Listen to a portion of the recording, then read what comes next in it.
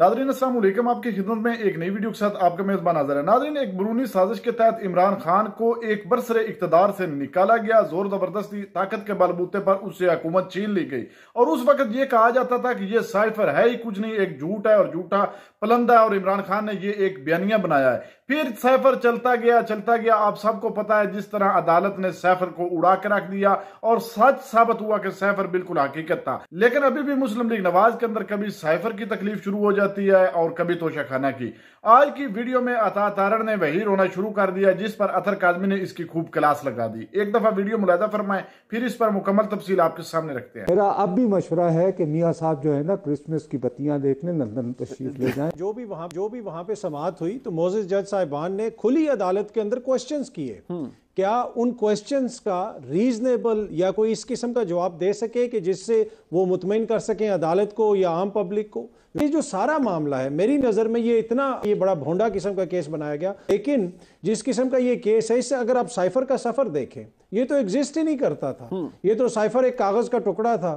ये साइफर जो है ये झूठ का पलंदा था। ये तो एक टोटल सियासी बयानिया था। अचानक ये नेशनल सिक्योरिटी का मसला कैसे बन गया, अचानक ये गुम कैसे हो गया, इसलिए कि इसके ऊपर तो 2 दफा इजलास तो पीडीएम की हुकूमत के दौरान हुआ। फिर जो जज साहिबान ने वहां पे क्वेश्चंस उठाए, मंसूर अली शाह साहब ने, जस्टिस सरदार तारिक मसूद साहब ने, जस्टिस अतर मिनुल्लाह साहब ने, वो तमाम क्वेश्चन सुनने के लायक हैं और उनको अब अगर आप थोड़ा सा गौर करें तो आपको पूरा अंदाजा हो जाएगा कि ये किस किस्म का केस था। अता तारड़ साहब उन्होंने 2-3 दफा जस्टिस अतर मिनुल्लाह साहब का जिक्र किया, लेकिन ये मुतफिका फैसला है। ये तीनों जज साहिबान ने किसी चीज के ऊपर इख्तलाफ नहीं किया। साहब अभी जहां हुकूमत ने, क्योंकि आपकी हुकूमत में ये शुरू हुआ साइफर का मामला, जहां आपने इस्तेमाल किया, वहीं इमरान खान साहब ने भी कहा था ना साइफर बेसिकली रिफ्लेक्शन है इस बात का कि मेरी हुकूमत के खिलाफ साजिश हुई है। तो दोनों साइड्स ने फिर इसे सियासी मकासद के लिए इस्तेमाल किया। साइफर कम्युनिकेट हुआ किसी को जो नहीं होना चाहिए था, अनऑथराइज पर्सन को। वो एक किसी बड़े आदमी का ना हिरन गुम गया तो पुलिस पे बड़ा प्रेशर था कि हिरन बरामद करें, तो हिरन तो मिला नहीं। उन्होंने हाथी को दुम्बा बना के मार के उसे कहा कि तुझे हम उसके दरबार में पेश करेंगे, तूने कहना मैं ही हिरन हूँ। तो वो सुबह हाथी को ले आया तो उसने कहा जी मैं हिरन हूँ और उसके आदमी के हवाले कर दिया। तो यहाँ यही किस्सा है कि इमरान खान बड़े जलसे में खड़े होके साइफर लहराता है, पूरी कौम देखती है साइफर लहराया गया, अपने हाथ में कागज वो पकड़ के, और कहा गया कि अमरीकी साजिश हुई है, सिक्योरिटी को दाव पे लगाया गया और बाकायदा पाकिस्तान के फॉरेन रिलेशंस को डैमेज करने की कोशिश की गई।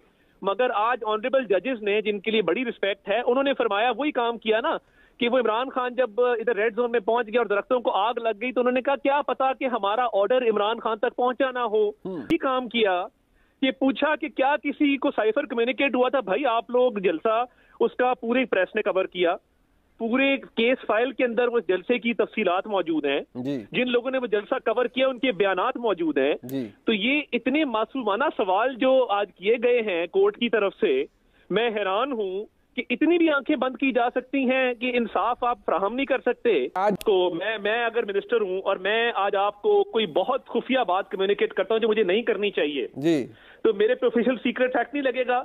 एक वजीर आजम ये हल्फ लेता है कि मैं बतौर वजीर आजम जो मालूमात मुझे दी जाएंगी वो मैं किसी अनऑथराइज पर्सन को कम्युनिकेट नहीं करूंगा।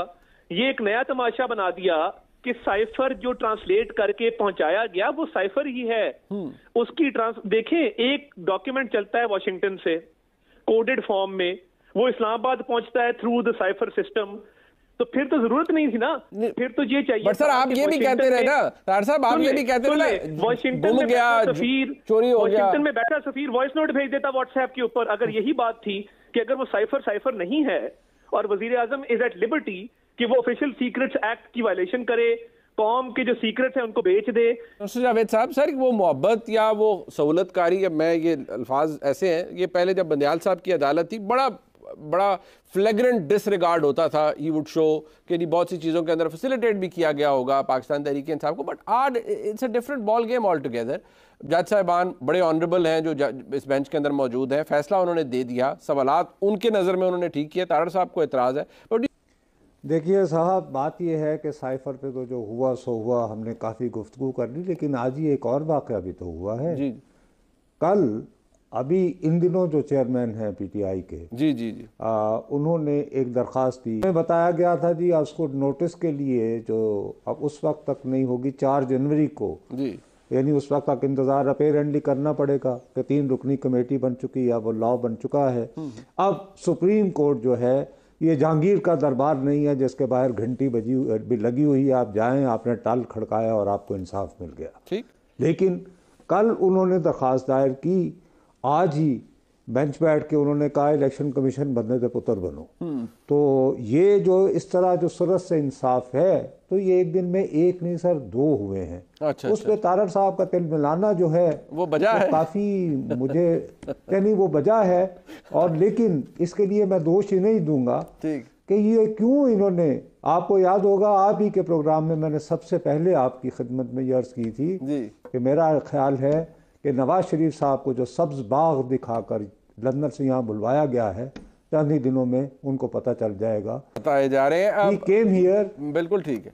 और मेरा अपना ख्याल है कि अभी भी मियाँ साहब के इंटरेस्ट में है कि वो ये रियलाइज करें।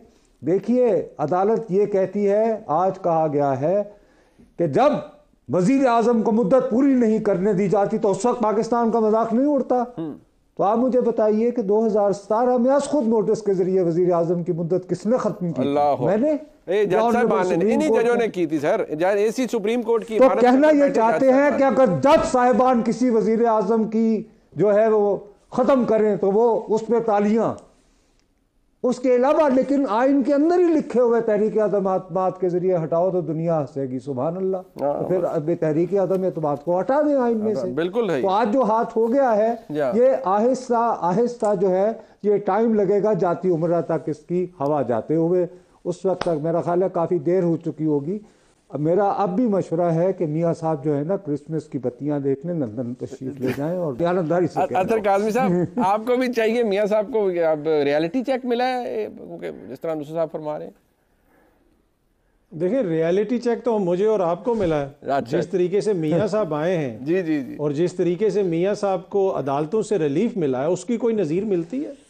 जिस तरीके से मियाँ साहब की जमात को पंजाब के अंदर सहूलतकारी उनकी, उसकी कोई नज़ीर मिलती है? मियाँ साहब की तो बायोमेट्रिक भी एयरपोर्ट के ऊपर हो गया। तो मियाँ साहब तो उस पोजीशन में नहीं है कि वो किसी अदालत से कोई गिला शिकवा करें। गिला शिकवा करें, मैं करूं, आप करें, नुसरत साहब करें, हम जैसे जो आम लोग हैं वो करें। नाज़रीन, आपने वीडियो मुलाज़ा फरमाइए। नाज़रीन देख लें अता तारड़ को कुछ भी नहीं नजर आ रहा। जो कुछ इस मुल्क में हो रहा है, जिस तरह खुशीदगी फैली हुई है, अवाम की चीखें निकल रही हैं और ये लोग अभी भी सैफर का रोना रो रहे हैं। हत्ता कि अदालत ने सैफर को उड़ा के रख दिया है। जब अदालतें इनके हक में फैसले देती हैं तो बिल्कुल अदलिया की तारीफें करते हैं, जब अदालतें इनके खिलाफ फैसले देती हैं तो जजेस पर ही तनकीद करना शुरू कर देते हैं। इस वक्त जो मुल्क की सूरत हाल है उसका जिम्मेदार कौन है? 16 माह की जो गवर्नमेंट थी उसके जिम्मेदार कौन है? इस वक्त जो सिस्टम चल रहा है उसके जिम्मेदार कौन है? जो इनके पिछले टर्न्योर है, कितना अर्से इन्होंने मुल्क पर हुकूमत की है, उसके जिम्मेदार कौन है? उन बातों की तरफ बिल्कुल नहीं जाते। कभी सैफर, कभी तोशा खाना, कभी ये कभी वो। इसके अलावा इनके पास कोई और बात नहीं, ना ही किसी सवाल का इनके पास कोई जवाब है। नाज़रीन, आपने वीडियो मुलाज़ा फरमाइए। अतर काज़मी ने जो कुछ अता तारड़ के साथ किया, क्या वो ठीक किया या गलत? वीडियो के कमेंट सेक्शन में आपने कीमती राय दीजिए और अगली वीडियो तक आपने मेजबान को दीजिए इजाजत। अल्लाह हाफिज।